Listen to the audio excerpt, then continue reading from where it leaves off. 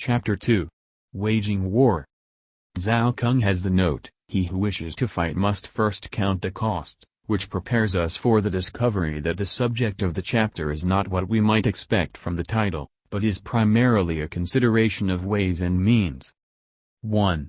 Sun Tzu said, in the operations of war, where there are in the field 1,000 swift chariots, as many heavy chariots, and 100,000 mail-clad soldiers. The swift chariots were lightly built and, according to Chang Yu, used for the attack. The heavy chariots were heavier, and designed for purposes of defense. Li Chuan, it is true, says that the latter were light, but this seems hardly probable. It is interesting to note the analogies between early Chinese warfare and that of the Homeric Greeks. In each case, the war chariot was the important factor, forming as it did the nucleus round which was grouped a certain number of foot soldiers. With regard to the numbers given here, we are informed that each swift chariot was accompanied by 75 footmen, and each heavy chariot by 25 footmen, so that the whole army would be divided up into 1,000 battalions, each consisting of 2 chariots and 100 men, with provisions enough to carry them 1,000 li. 2.78 modern li go to a mile. The length may have varied slightly since Sun Tzu's time. The expenditure at home and at the front, including entertainment of guests, small items such as glue and paint, and some spent on chariots and armor, will reach the total of 1,000 ounces of silver per day. Such is the cost of raising an army of 100,000 men. 2. When you engage in actual fighting, if victory is long in coming, then men's weapons will grow dull and their ardor will be damped. If you lay siege to a town, you will exhaust your strength. 3. Again, if the campaign is protracted, the resources of the state will not be equal to the strain. 4. Now, when your weapons are dulled, your ardor damped, your strength exhausted and your treasure spent, other chieftains will spring up to take advantage of your extremity.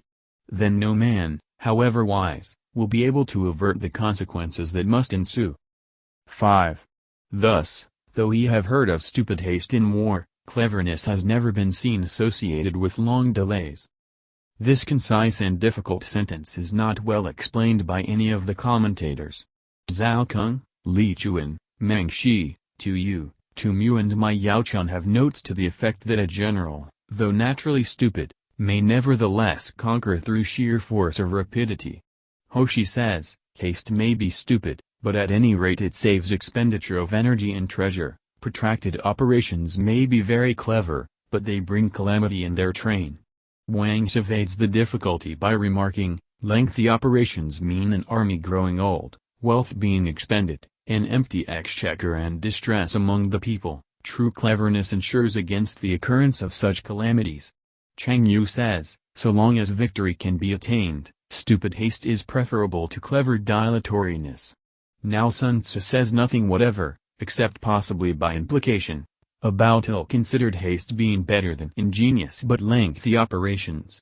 What he does say is something much more guarded, namely that, while speed may sometimes be injudicious, tardiness can never be anything but foolish, if only because it means impoverishment to the nation. In considering the point raised here by Sun Tzu, the classic example of Fabius Cunctator will inevitably occur to the mind. That general deliberately measured the endurance of Rome against that of Hannibal's isolated army, because it seemed to him that the latter was more likely to suffer from a long campaign in a strange country. But it is quite a moot question whether his tactics would have proved successful in the long run. Their reversal, it is true, led to Cannae, but this only establishes a negative presumption in their favor. 6.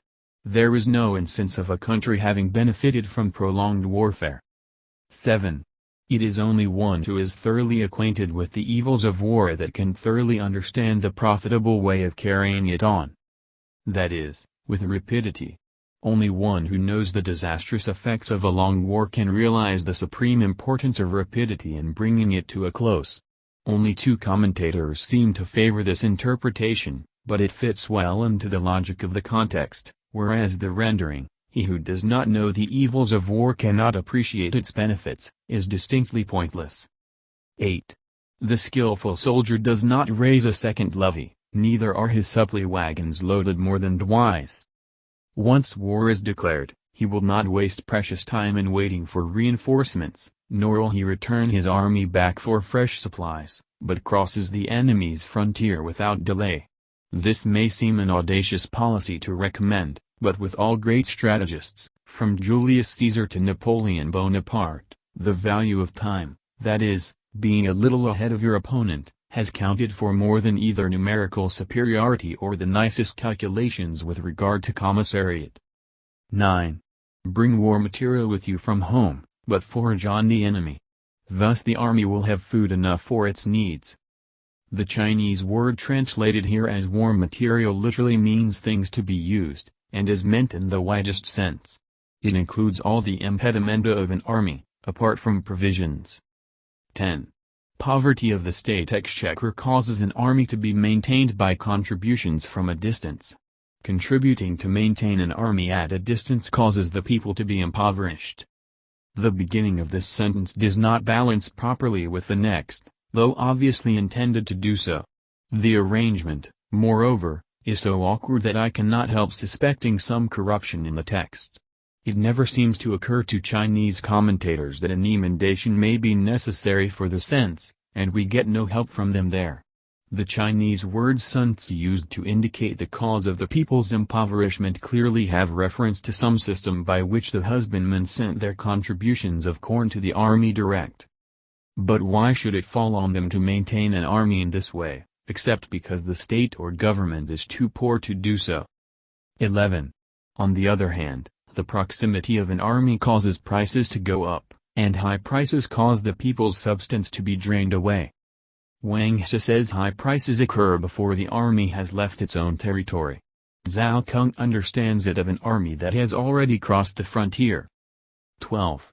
When their substance is drained away, the peasantry will be afflicted by heavy exactions. 13, 14. With this loss of substance and exhaustion of strength, the homes of the people will be stripped bare, and 3/10 of their income will be dissipated. Tu Mu and Wang He agree that the people are not mulcted not of 3/10, but of 7/10, of their income. But this is hardly to be extracted from our text. Hoshi has a characteristic tag. The people being regarded as the essential part of the state, and food as the people's heaven, is it not right that those in authority should value and be careful of both? While government expenses for broken chariots, worn-out horses, breastplates and helmets, bows and arrows, spears and shields, protective mantles, draft oxen and heavy wagons, will amount to 4/10 of its total revenue. 15. Hence a wise general makes a point of foraging on the enemy. 1 cartload of the enemy's provisions is equivalent to 20 of one's own, and likewise a single pickle of his provender is equivalent to 20 from one's own store. Because 20 cartloads will be consumed in the process of transporting 1 cartload to the front. A pickle is a unit of measure equal to 133.3 pounds, 65.5 kilograms. 16. Now in order to kill the enemy, our men must be roused to anger, that there may be advantage from defeating the enemy, they must have their rewards. Tu Mu says, rewards are necessary in order to make the soldiers see the advantage of beating the enemy. Thus, when you capture spoils from the enemy, they must be used as rewards, so that all your men may have a keen desire to fight, each on his own account. 17. Therefore in chariot fighting, when 10 or more chariots have been taken, those should be rewarded who took the first. Our own flags should be substituted for those of the enemy, and the chariots mingled and used in conjunction with ours. The captured soldiers should be kindly treated and kept. 18. This is called, using the conquered foe to augment one's own strength. 19. In war, then, let your great object be victory, not lengthy campaigns. As Hoshi remarks, war is not a thing to be trifled with. Sun Tzu here reiterates the main lesson which this chapter is intended to enforce. 20. Thus it may be known that the leader of armies is the arbiter of a people's fate, the man on whom it depends whether the nation shall be in peace or in peril.